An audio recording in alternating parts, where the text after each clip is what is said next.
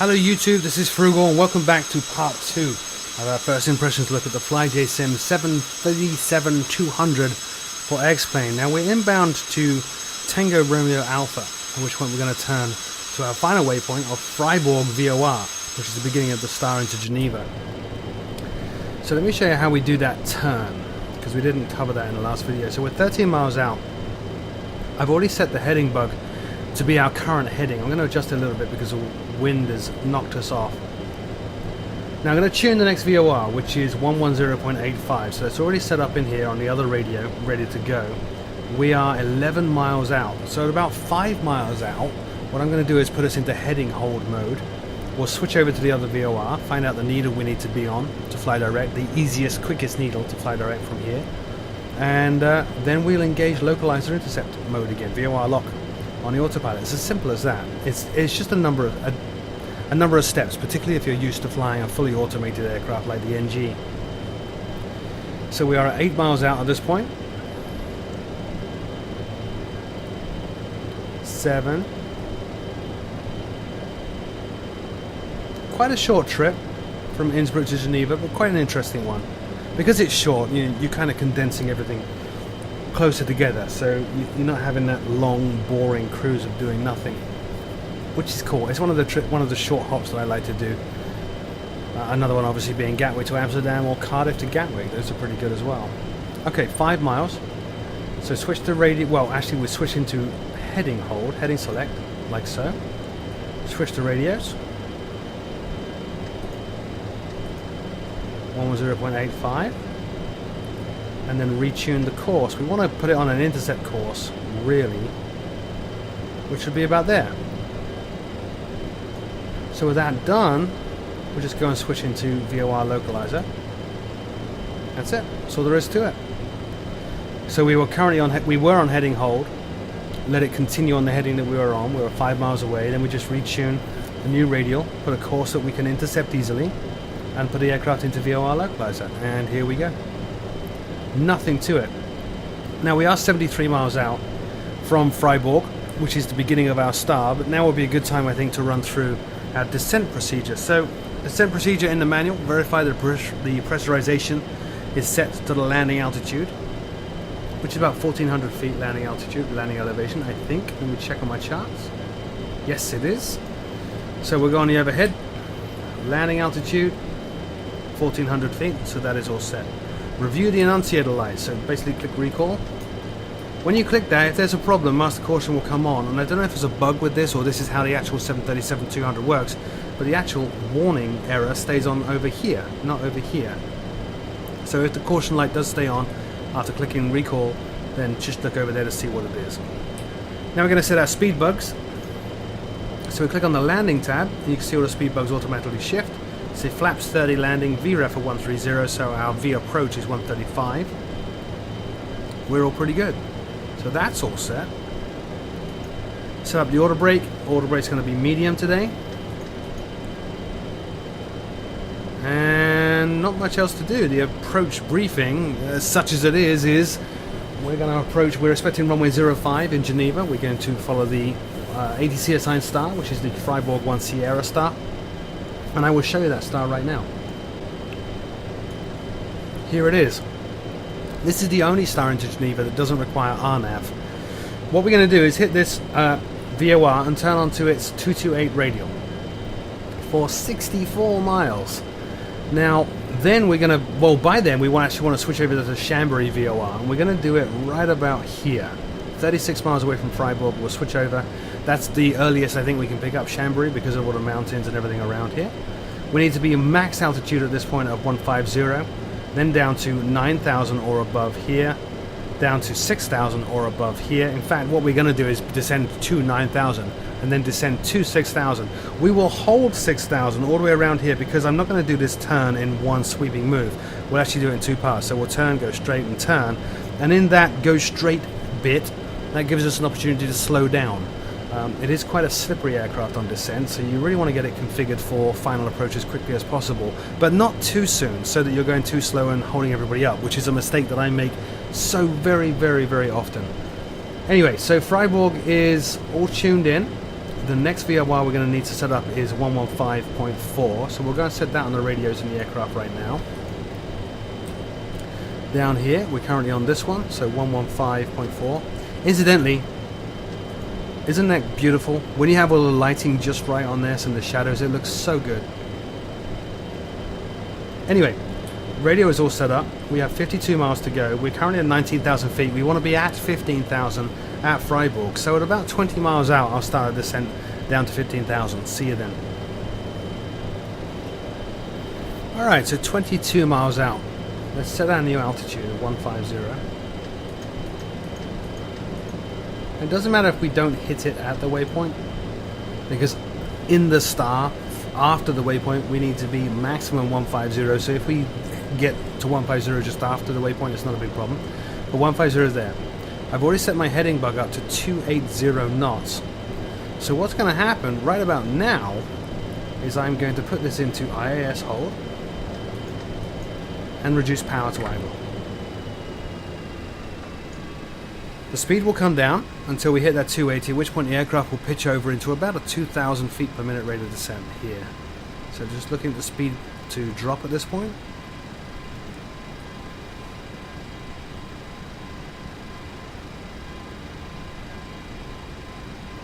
Coming down quite fast.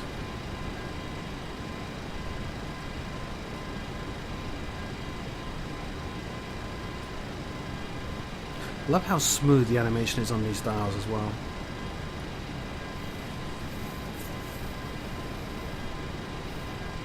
Aircraft starting to pitch over.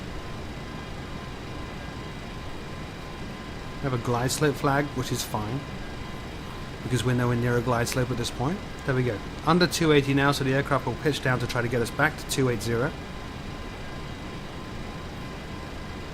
And down we go. 12 miles to go. Now at Freiburg, we're going to turn and get on the 228 radial. We could actually do that now, which would be a kind of a neat trick. I didn't do this in the rehearsal practices. So we'll put this into heading mode. Make sure that we have a heading hold set to our current heading, which we do. A little bit off to the right, but that's fine. Heading. Let's tune this to 228. So slightly off to the left. Perfect. So 9 miles to go. We could adjust our heading at this point.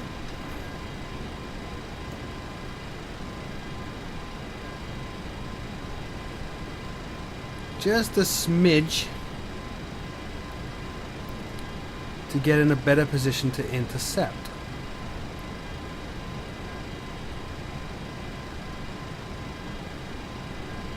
Here it comes, it's moving, so we'll put us back into localizer hold, or VOR localizer. And that's going to put us on a 228 radial, which is perfect. And then the next thing we need to do is really at 36 miles out. That's where we would switch over to the Chambéry radio, or VOR, for the final part of the star into runway 05 in Geneva. Great, it's establishing itself nicely. Now would be a good time to call up the ATIS. I've already tuned it in over here, so we'll switch that on.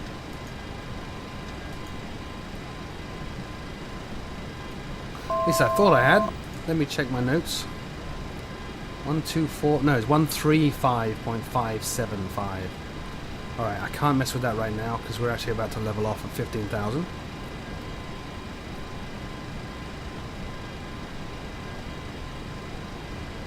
I'm going to hold 280 knots, so I need to bring the power back up. Which I'll start doing now.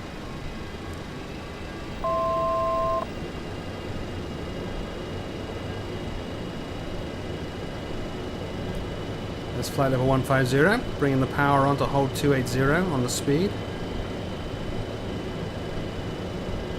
We just crossed the Freiburg VOR. We're going to stay just as we are now until we're 35 miles away. 36 miles away. Alright, easing off the power. Let's go and tune that ATIS up once again. So the frequency I want, 135.57.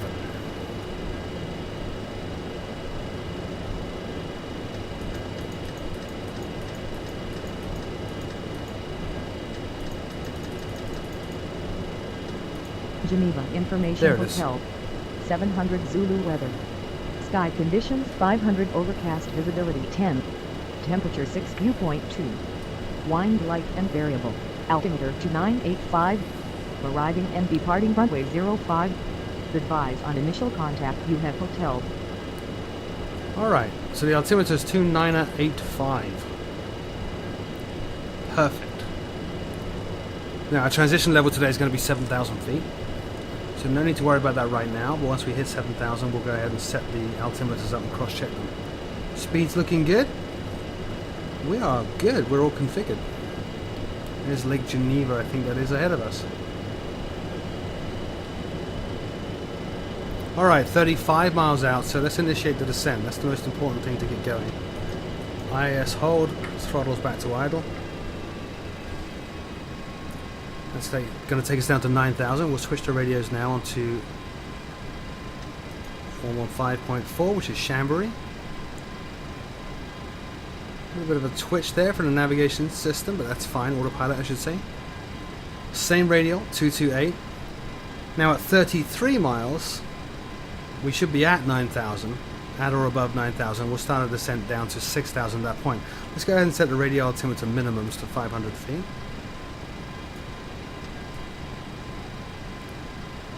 Right about there.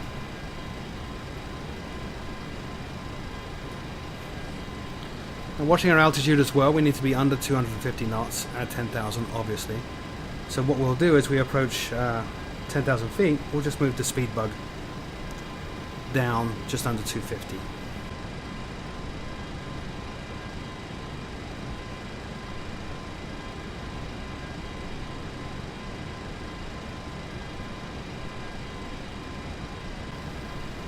Five miles to go to that constraint, at or above 9,000. So we're obviously going to make that constraint.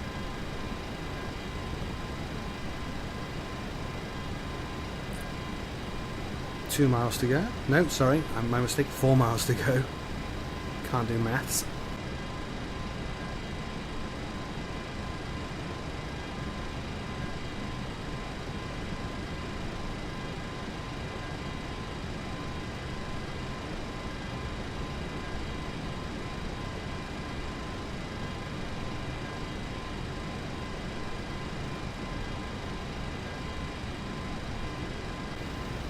So that's 12,000 feet. At 11.5 we will reduce the speed. 33 miles, so we did satisfy the constraint. We are above 9,000. So now we actually continue the descent down to 6,000 for the next waypoint, which is 17.3 miles away from Chambéry. Alright, let's reduce our speed. Aircraft will level off to bleed some speed.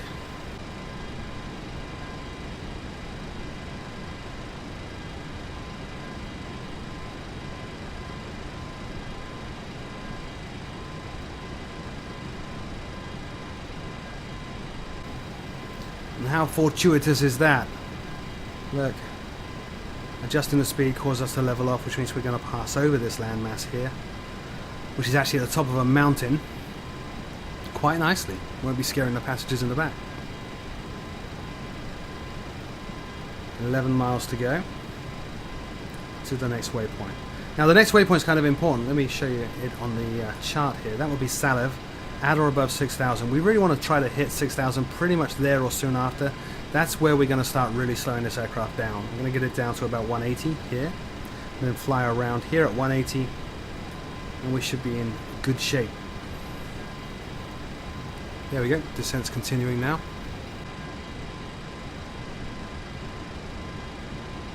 Now we are passing through cloud. It is pretty cold here, so I'm going to put the anti-ice on temporarily. We will get a warning about air conditioning, that's fine. As we exit this cloud, we'll turn it all off. 10,000 feet, lights on.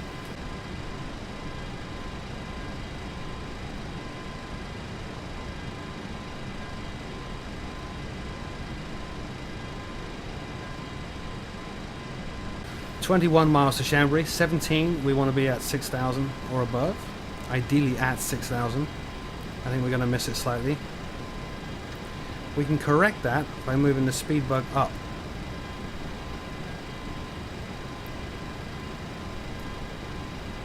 Notice the rate of descent increases.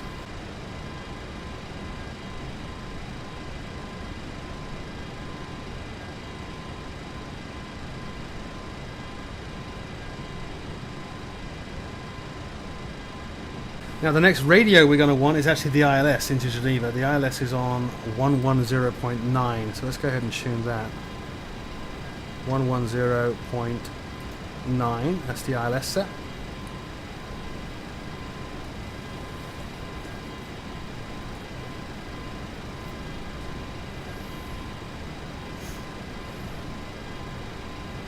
We'll set a new heading in here, 325.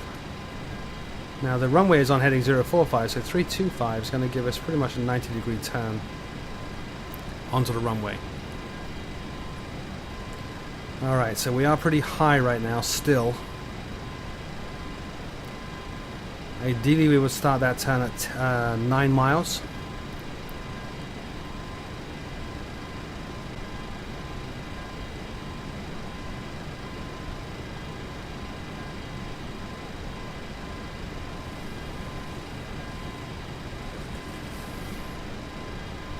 Oh, that's actually very wrong there. Let's turn it up, 325. Sorry, 315. What am I saying? There.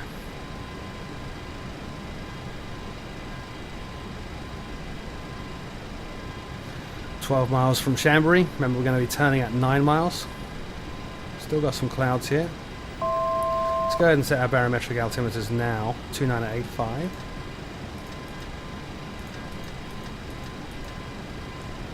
One, two, three, four, five, six, 7.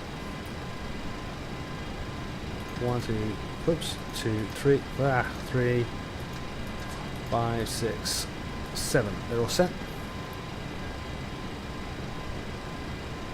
10 miles. We're going to level off. I'm going to leave the throttles at idle. And for my peace of mind, move the speed bug down. We need to be turning right about now. Move the speed bug down to 180. Just for my peace of mind. So I can see where that is. And we will start our turn now. Switch the radio over to the ILS. The course is 045. Oops.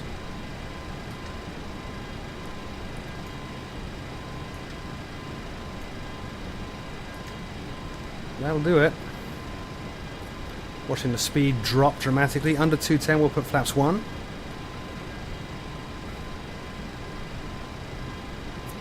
So now. Then under 190 we'll go to flaps 5.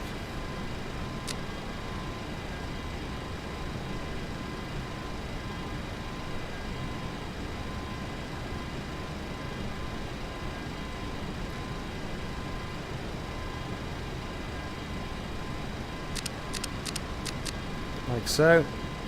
Lots of clicking. That's just my flap lever doing that. Come on, flaps 5 would be nice.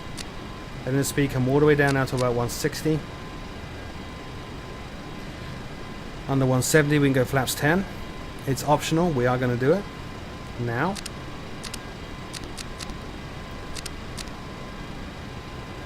And speed's down to 160, so onto the power.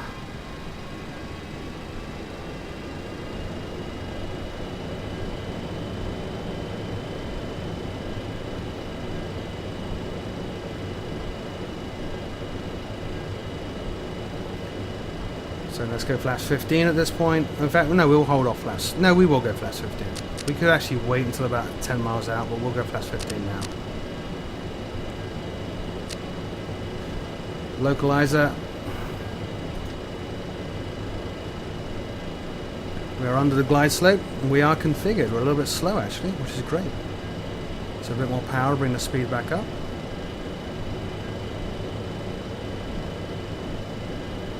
We're going to let the autopilot establish us on the glide slope just like the real pilots would, and we'll take control at about 1,000 feet. Between 1,000 and 500 feet. Bringing the power in, trying to get the speed back up to 160. watching the glide slope.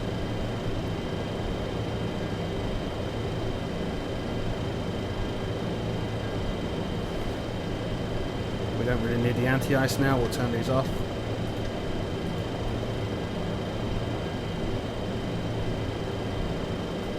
A bit too much power, bring that speed back down.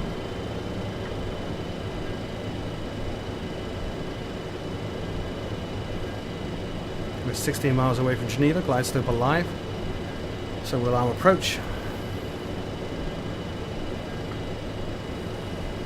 Bringing the power down once again.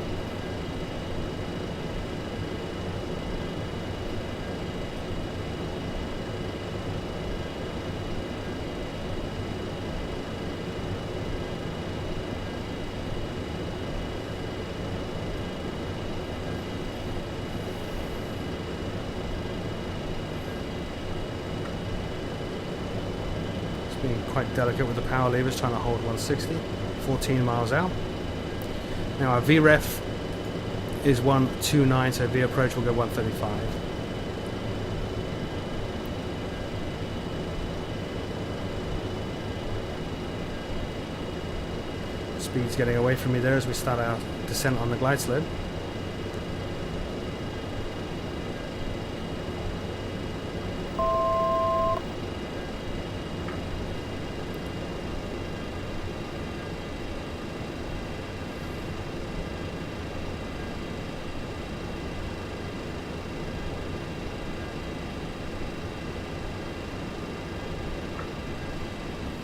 Really coming off the power now to get the speed back down.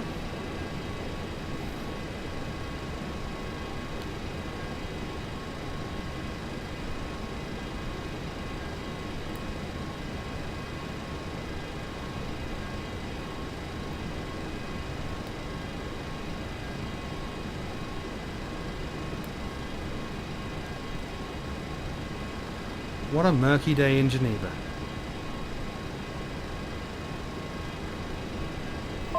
Miles.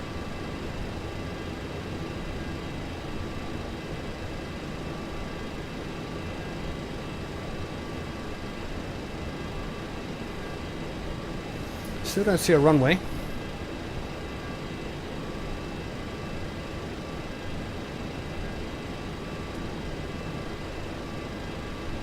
Nine miles.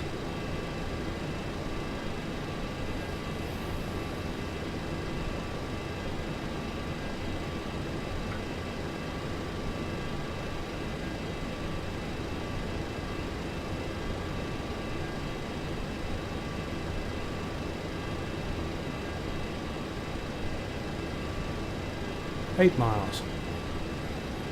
Okay, gear down. Slow to a VREF at 135.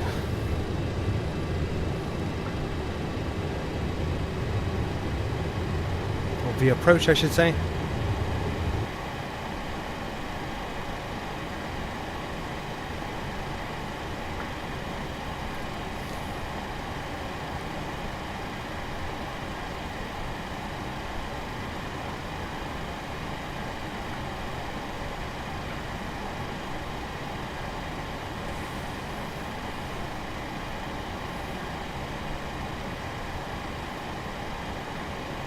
Gently coming back on the power now.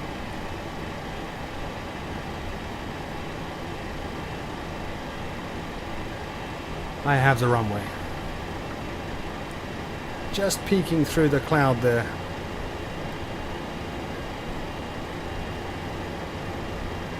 Six miles. Let's go down to landing flaps.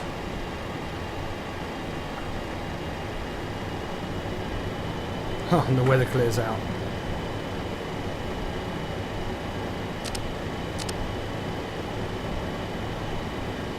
There.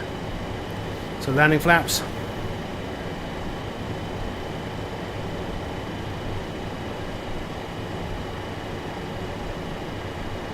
Just letting the aircraft settle and stabilize, letting the autopilot trim us properly for the approach. Radio altimeter is now alive, 1500 feet above ground.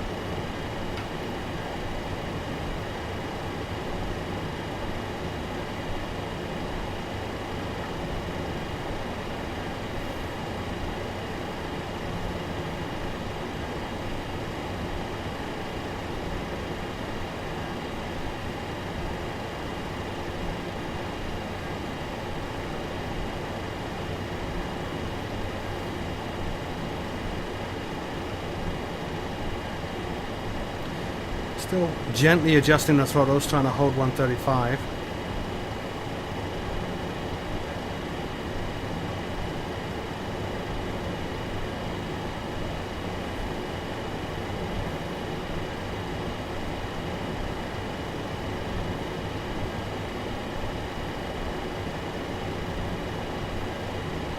There's 1,000 feet. Aircraft's not fully established yet. The speed is a little bit up and down.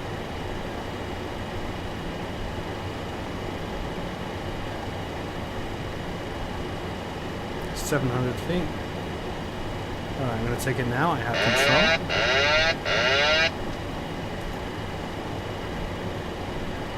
By doing that, the aircraft will be trimmed and established in this ascent. There's not much to do other than minor corrections for wind. Here's our minimums because we set them on a radial altimeter. A little bit under the glide slope here.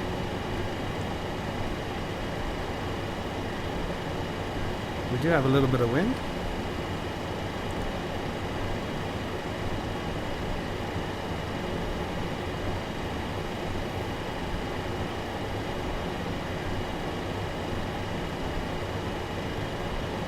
$100. 50, 30, 20, 10.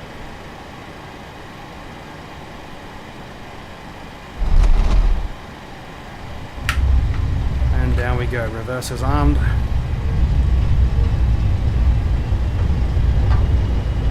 This is Aerosoft Geneva. Beautiful scenery. It just gives me some pauses when you land. It kind of stutters a little bit. Alright, reversers off. Oh, manual braking. Let's see if we can catch this exit here. Pin the passengers in the back to their seatbelts. And we are down. Let's bring the spoilers up.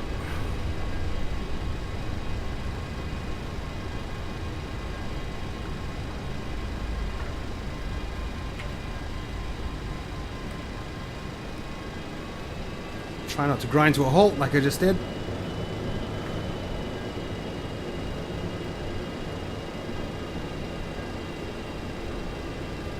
Welcome to Geneva. And that, ladies and gentlemen, concludes really the first impressions look at this Flyjsim 737-200. I think now would be an ideal time to go and look at the replay of the landing, and I'll talk you through my impressions, what I think. I think you know what I think. There we are. Let's play it from there. There's a few things to dislike about this aircraft. You know, there are some oddities like the sound, as you can hear it now. From certain angles it sounds great, from other angles it's just really quite weak. From that angle it's pretty nice.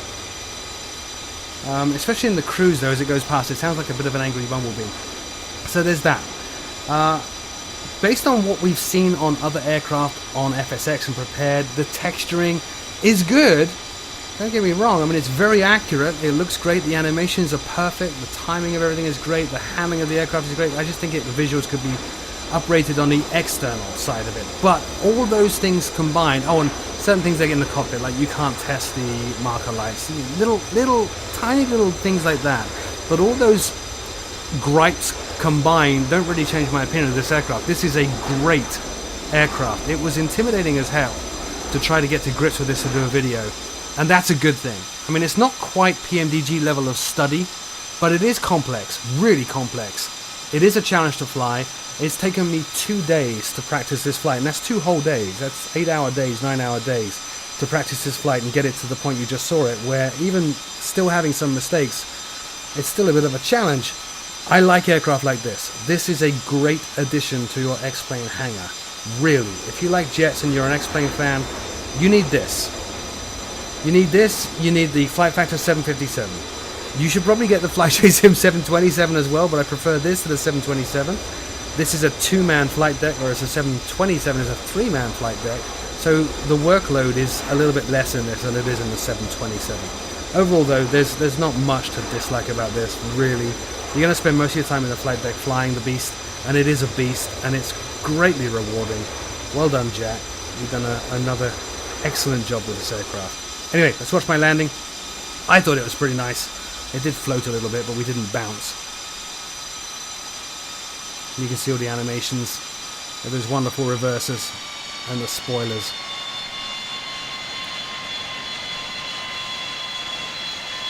Ooh, I like it.